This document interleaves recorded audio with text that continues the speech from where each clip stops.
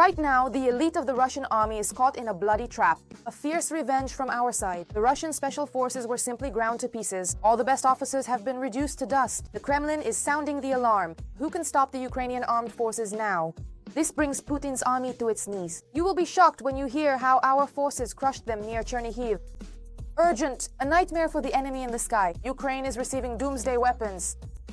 The Russians are praying. The Ukrainian armed forces will have hundreds of aircraft. A deadly air breakthrough. Such an arsenal has never been seen before. What beasts are flying in and already changing the rules of war? This blew up the internet. It came from where no one expected. A knife in Putin's back. Armenia has struck a blow. It is completely breaking away from Russia. The dictator has been thrown out of the Caucasus. The empire is collapsing. This is the end of Russian influence. Moscow did not expect such a turn of events. Shock. China is absorbing Russia. Xi Jinping has unfolded the map. These lands will be taken from Putin. This has never happened before. Beijing has started carving up the Russian Federation. At this very moment, the front is being torn to shreds. The heart of Russia has been breached by the armed forces of Ukraine. Putin is in a panic. Deadly traps set by Ukrainian troops. A complete revolution in the skies. Belgium has done the impossible. Putin will howl at this weapon, which is already on its way to Ukraine. All this and more in our upcoming report, Hotspot. At this very moment, triumph for the armed forces of Ukraine. The Kremlin elites have been destroyed. This is a blow from which Moscow will not recover. Russian officers have come under a fiery onslaught. Putin's special forces were simply wiped out. This has blown up the internet. The loss of their best fighters will be the end of Russia. All the details of the high-profile operation that has thrown the Kremlin into panic. Stay tuned. Over 3,000 kilometers. That is the current length of the front line between Ukraine and Russia. Of that, nearly 1,000 kilometers are active combat zones. Hundreds of kilometers where Ukrainian defenders break the backbone of the army every day. The army that was once called the second strongest in the world. And every meter of this line is a story of courage, loss, and unbreakable will. At this front, not only columns of equipment and infantry are destroyed, but also Russia's military elite. During the full-scale invasion, Ukrainian fighters have eliminated dozens of special forces from elite units. Chernihiv and Kubinka, those whom even in Russia are called the elite of the elite. Losses of such fighters are especially painful for Russia. Each of them is not just an ordinary soldier, but a specialist who has undergone years of training. Training a single officer like this takes years and requires significant resources. You mentioned I Want to Live. Just recently, a documentary was released to the public about the elimination of a sabotage and reconnaissance group from the Chernihiv Special Purpose Center that was operating in the Chernihiv region. This operation became one of the most successful since the start of the full-scale war. Ukrainian intelligence officers from the 54th Separate Reconnaissance Battalion, together with border guards from the 105th Prince Volodymyr the Great Detachment, eliminated 6 enemy officers. The bodies of those killed, as well as their weapons and equipment, were captured. They all work the same way. They enter Ukrainian territory with their GoPro cameras turned on and record all their activities. They document everything. If you can even call that work. Murder, sabotage, it's basically terrorism. And they are the first to show this, possibly to their commanders, to their superiors to report back. That's the first thing. And secondly, they post all of this online to intimidate people. There are videos titled, "How I Spent This Summer."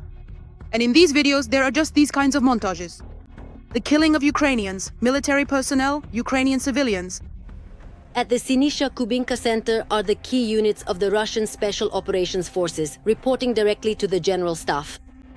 Only the best of the best are selected there. Those who are supposed to carry out the most complex, covert, and dangerous missions. They are trained using Western methods and deployed in operations outside the country, from Ukraine to Africa. But in Ukraine, even such an elite proved powerless. Those who Moscow calls invisible fighters become visible on Ukrainian fields. Holding.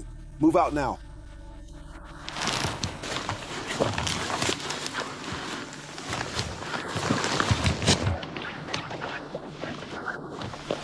According to the I Want to Live project, during the war, Ukraine has eliminated at least 58 operatives from the Russian Special Operations Forces of the GRU and FSB.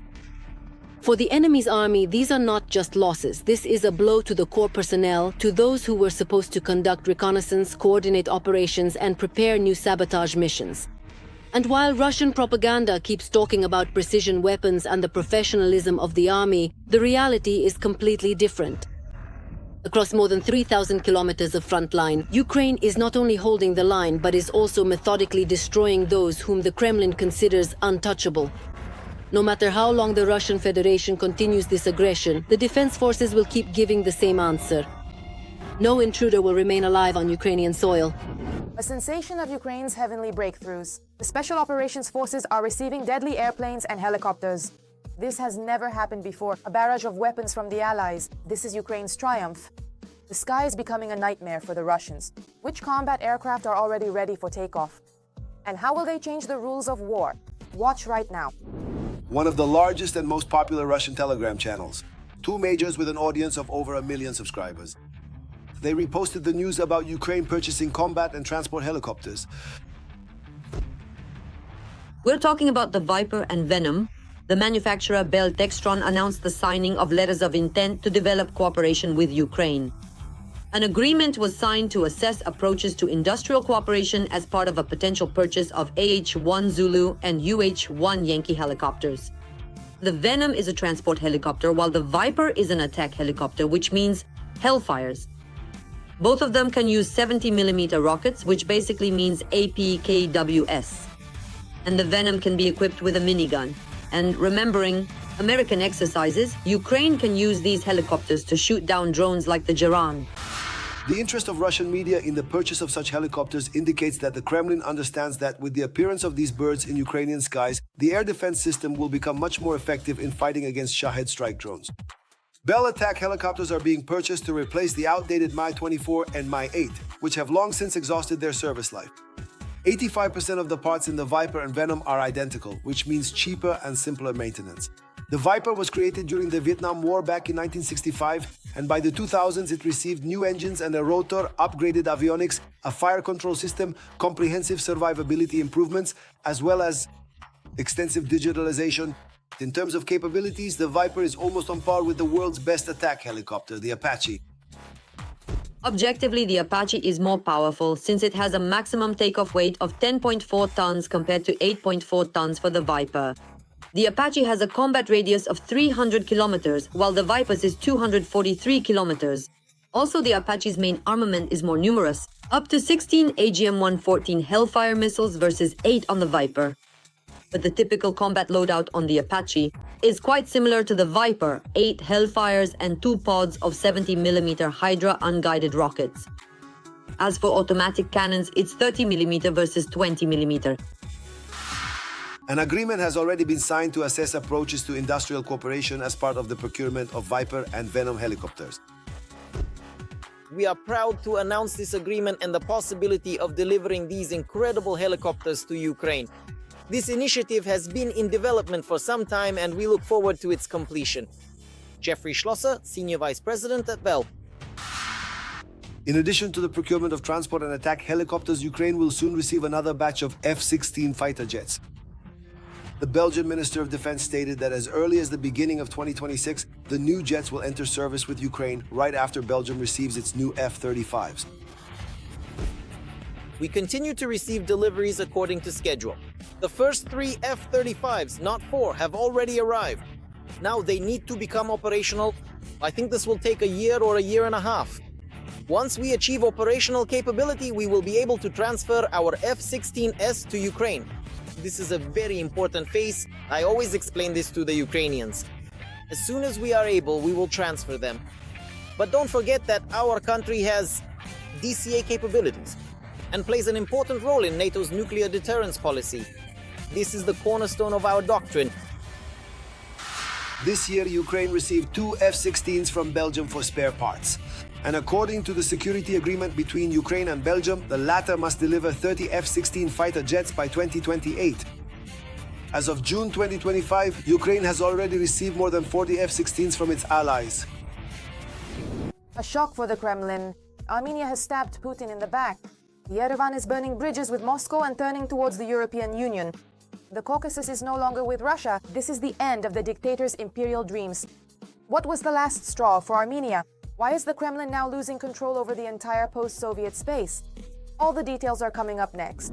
The Armenian government will continue to follow a pro-European course, despite the fact that some political forces are pushing for closer ties with Russia. This was stated by Armenian Foreign Minister Ararat Mirzoyan in an interview with Deutsche Welle. Quite a lot of time has already passed, but the relationship between Azerbaijan and Armenia, I think, is gradually moving in the right direction. There are very serious negotiations underway, and by the beginning of this year, the main principled agreement had already been reached on the key points of the peace treaty between Azerbaijan and Armenia. Mirzoyan also spoke about the negotiations with Azerbaijan and the beginning of the process to determine the general position of the border between Armenia and Azerbaijan. And then in August of this year, at the initiative of President Trump, a meeting was held in Washington between the leaders of Azerbaijan and Armenia, during which very important documents and declarations were signed, including a document on peace between Azerbaijan and Armenia was initialed. For the first time in 35 years, Kazakh grain was delivered from Azerbaijan to Armenia. A positive trend toward peace was also noted by the president of Azerbaijan, Ilham Aliyev. Armenian Prime Minister Nikol Pashinyan assured that Armenia is technically ready even today to provide transit for cargo trucks through its territory from Turkey to Azerbaijan and back. And just yesterday, the leader of Azerbaijan, the head of state of Azerbaijan, announced that Azerbaijan is opening up transit opportunities through its territory for Armenia. And then we reviewed the statement from the Armenian side. The leader of Armenia stated that Armenia's territory is also open for transit shipments from various countries to Azerbaijan. The head of the Armenian Foreign Ministry refers to Russia as the main partner in the economy and trade. But at the same time, the politician points out that there were many issues on which Armenia and Russia reached an agreement. However, on many other issues, the countries have still not reached a consensus. Democracy is our choice. We are deepening our relations with the European Union, with the United States of America, that is, with our strategic partners.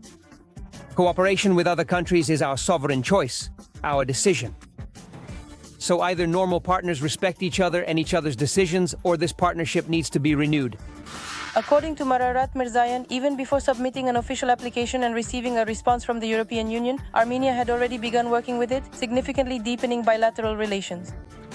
In addition, negotiations are underway regarding several new documents. Work on a new partnership program has been completed. It will be signed within the next 3 months. Shock! China is taking over Russian territory. While the Kremlin is busy with the war in Ukraine, the Middle East is shifting to Beijing. Putin is losing everything, unbelievable things are happening, Xi Jinping has burst in, and Russia will be divided. What is really happening behind the scenes, and what does all this mean for the Kremlin? All the shocking details in the report. Russia is losing the Far East, unofficially, but in reality. Without any exaggeration, the Far East has become the most important factor in strengthening Russia's position in the world. Our flagship in the new global economic reality. While the Kremlin is preoccupied with the war, the region is quietly being divided up with neighboring China and North Korea. I would personally call it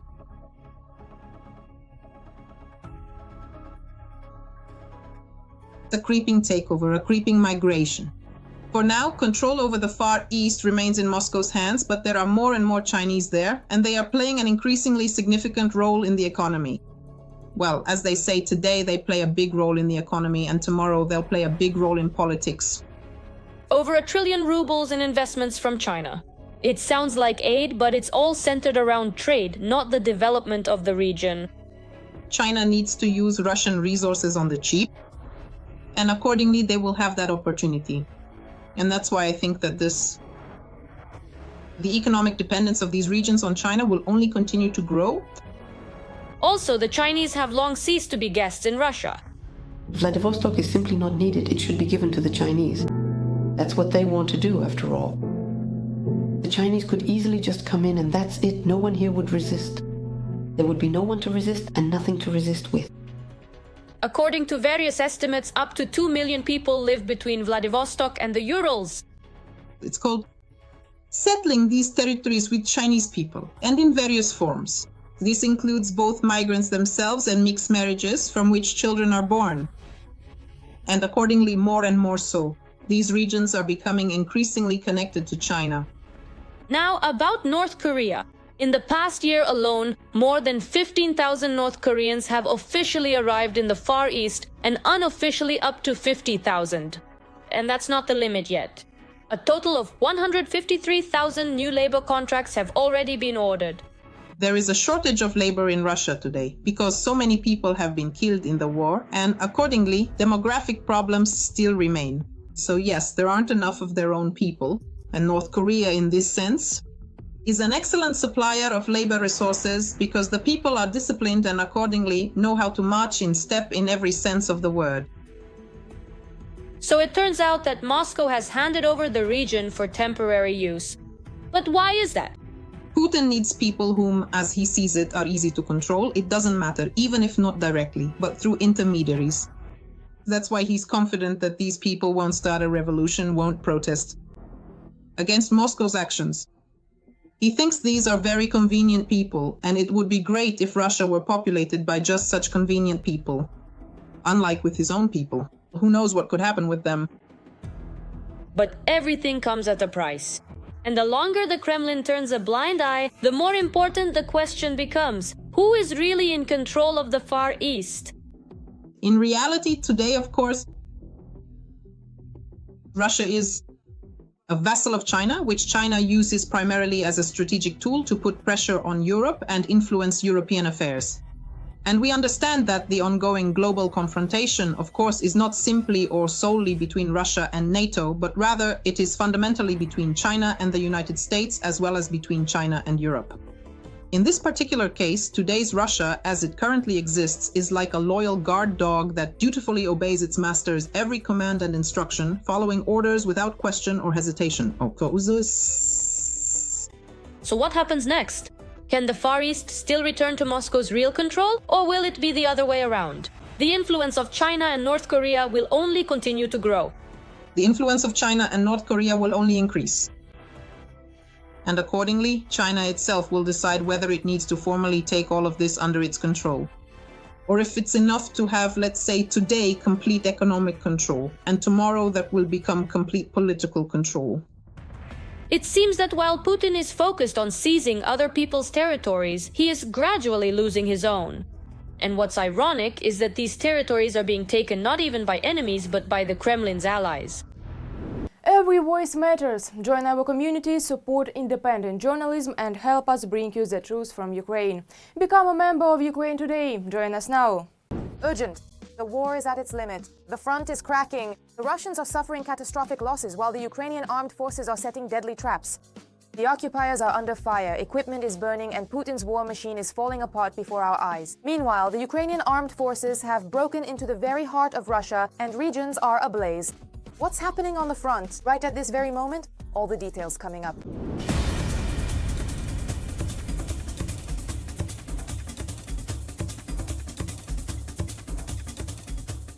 Russian mechanized assaults are suffering a complete collapse. Equipment is burning in all directions and the occupiers are being transferred to motorcycles. Ukrainian strikes on Russian rear positions are crippling Putin's economy, and Russian citizens are now openly calling for a strike on the Kremlin. The Kremlin isn't here, damn it! You need to hit the Kremlin! You idiots got the coordinates wrong! Zaporizhia is under threat. The very thing all military analysts warned about has begun. And also, Pokrovsk remains a thorn in the Kremlin's side. It is holding on, drawing Russian reserves to itself and preventing Moscow from gaining a strategic advantage along the entire front line. Russia is trying to take advantage of the last weeks of good weather to advance as much as possible on the front. This is exactly why the enemy suffered record losses of heavy equipment in October compared to the entire year of 2025. Just in the past 24 hours, 2 tanks and more than a dozen armored combat vehicles have been destroyed. With small infantry assault groups, it is theoretically possible to advance, but certainly not to any significant depth. This may indicate that right now there is an attempt at a mechanized offensive aimed at breaking through the front line. In the Shyrokine area, at least 6 to 8 kilometers, as written in military textbooks and combat regulations, and to advance at least several dozen kilometers. Heavy equipment is used for this purpose. The most well-prepared assault units, both in terms of equipment and personnel, are traditionally concentrated in the Pokrovsk direction. However, round-the-clock attacks are not bringing the occupiers the desired results. As of today, it is clear that despite the enemy's superior forces on all fronts, including the Pokrovsk direction, which remains truly the hottest spot and where the Russian army is attacking the most, we can say that the Russians are unlikely to repeat such frontal assaults today. This is because it is obvious that the 51st Combined Arms Army, which is attacking in this direction, already has plenty of other problems to deal with. And the main one among them? The encirclement of Russian troops near Dobropilya. They have been there for about a month already. Moscow continues to try to transfer reserves, which significantly disperses the efforts of the Russian group. As a result, all that has been achieved regarding Pokrovsk is the presence of a few small sabotage and reconnaissance groups on the outskirts of the city. Indeed, counter-sabotage operations are very active today. Accordingly, the main task for the defense forces is to drive the Russians out of the urban buildings as much as possible, because engaging in urban combat is the Russians' objective at this stage. To gain a foothold in the city so that they can then wait for reinforcements from other forces. At the same time, it seems that another hotspot may become the Zaporizhzhia direction. After Pokrovsk, this is the second place where the Russians are trying to break through with large mechanized columns. However, they are also failing to achieve any results here. The situation has reached the point where even the Zevin correspondents, who usually praise all the wise decisions of the command, have been forced to change their rhetoric. The enemy can easily send 30 FPV drones against a single tank. Accordingly, no tank can withstand 30 FPV drones. That's the whole point. To hell with all those so-called experts who keep continually pushing for more personnel to be recruited just to be eliminated in columns. However, in the high offices of the occupiers, they stopped counting losses a long time ago. The main thing is to ensure an advance at any cost, and where that's not possible, at least to show the necessary determination. I believe it's extremely important for the enemy to get as close as possible to the regional center of Zaporizhzhia. Control over this settlement would not only allow Vladimir Putin to claim he controls the entire Zaporizhzhia region, but would also seriously damage the infrastructure, primarily the industry of this regional center in the south of Zaporizhzhia region. There is quite a large distance between the settlements. This means that the enemy has the ability to maneuver its forces and resources. At the same time, today's maneuvers are mostly aimed at controlling Ukrainian logistics. After all, a large weapons hub in the form of the regional center allows the Ukrainian armed forces to quickly deliver ammunition and reserves. In the Poltavka-Malinovka-Uspenovka sector, Russian infantry regularly carries out assault operations, mainly using convicts and other expendables. The logistics situation is about the same as in all other directions. The Russian armed forces are trying to control all transport routes, setting up carousels against FPV drones, including the use of optics. However, attempts to rush through the kill zone sometimes end in bizarre incidents, such as this self-destruction against a disabled vehicle. They were heading into the attack, but because of the smoke from smoke grenades, they didn't see the knocked-out armored vehicle and crashed into it, one after another. At the same time, intense fighting continues in the Russian rear. For example, a strike by drones and Storm Shadow cruise missiles the day before appears to have permanently shut down the Bryansk chemical plant. The results of the strike are being clarified, but according to monitoring channels, the plant has been completely destroyed. Photos of missile tail sections scattered around the area were published in Telegram channels. The Bryansk chemical plant is an important part of the Russian military-industrial complex. At this facility, the occupiers produced gunpowder, explosives, and components for rocket fuel. By the way, Ukrainian attacks on Russian military-industrial facilities seem to have annoyed Russians so much that they are finally starting to realize where the real source of all their problems lies. The Kremlin isn't here, that's what needs to be hit. They got the coordinates mixed up, and finally, a wonderful story from the SBU. After watching yet another propaganda video about Russian light aircraft for intercepting drones, the security service decided to make their own video. The specialists easily copied the coordinates, and the next drone route was set to those very locations. An explosive update. The Ukrainian sky is preparing for a real revolution. Dozens of fighter jets will change the balance of power. Belgium has done something incredible. These planes are already on their way to Ukraine. You will be shocked when you hear all the details. Watch. F-35s have arrived in Belgium. The planes were ferried directly from the United States, where Belgian pilots had been training for several months.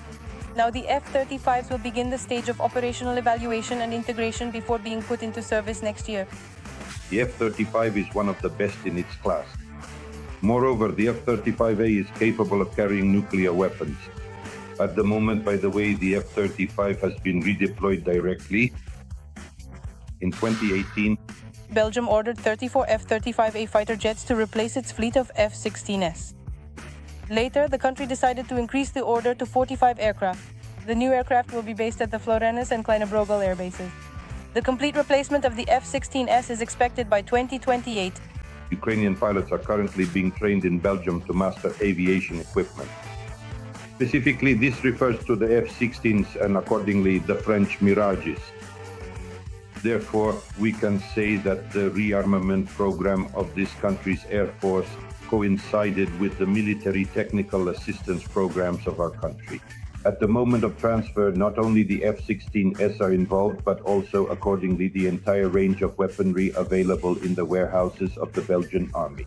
The Belgian government has repeatedly stated that the timing of the delivery of Belgian F-16S to Ukraine depends on the arrival of new aircraft, F-35s for the Belgian Air Force.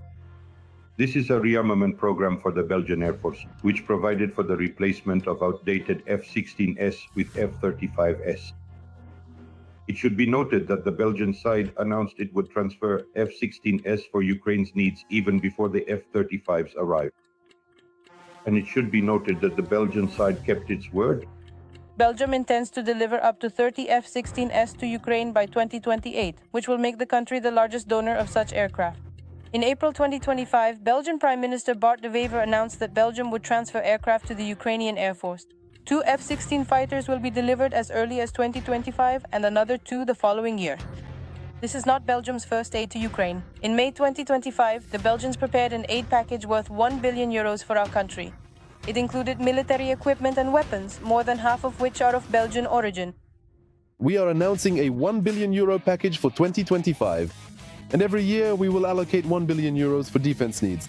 In April 2024, Belgium allocated around €200 million to the German initiative for the immediate procurement of air defense systems for the needs of the armed forces of Ukraine. In May 2025, Belgium also announced and delivered 20 modernized Cerberus air defense systems to Ukraine as part of its military aid. In 2024, Belgium joined the Czech program for supplying 155mm artillery shells for the needs of the armed forces. At that time, the Belgian side allocated a total of approximately €200 million to finance this program and purchased about 50,000 shells for the needs of armed forces of Ukraine. In addition, the Belgian side announced and transferred to the Ukrainian side Chris Al-Caesar worth €12 million. Every berry. Belgium is also investing in training Ukrainian F-16 maintenance specialists within the coalition in cooperation with the Belgian defense industry. The country supports the launch of 70mm rocket production in Ukraine in cooperation with local companies. It is reported that Belgium will train Ukrainian F-16 pilots, prepare crews for future gunners, sappers, and conduct training in explosive ordnance disposal. That's all for now. For more fiery news from the front, tune in to the next episode.